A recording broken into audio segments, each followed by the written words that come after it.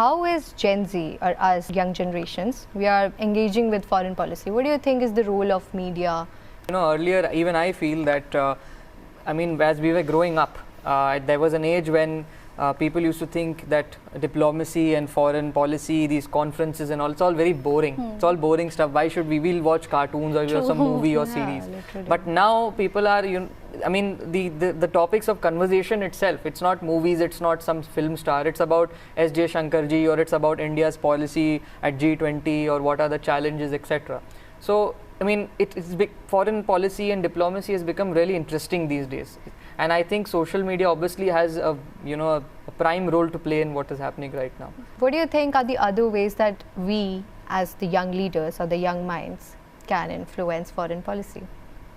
Well, I think that first thing is that we have social media on our hands. So we can, with respect to anything that we feel strongly, we can use social media to amplify our views and our voices, and we can collaborate with youth across the spectrum with respect to that. Secondly, I feel that we have platforms where you can make petitions. Like, for example, we have change.org. So if there's any global issue with respect to which action has not been taken by our nation, or whatever action our nation has taken, we are not in consonance with that. So we can upload a petition, and then we can use social media to amplify that. And then there are many think tanks that have emerged in the recent past. So we youth can engage with think tanks, and think tanks do have a huge platform, and policymakers, they have policymakers' eyes and ears.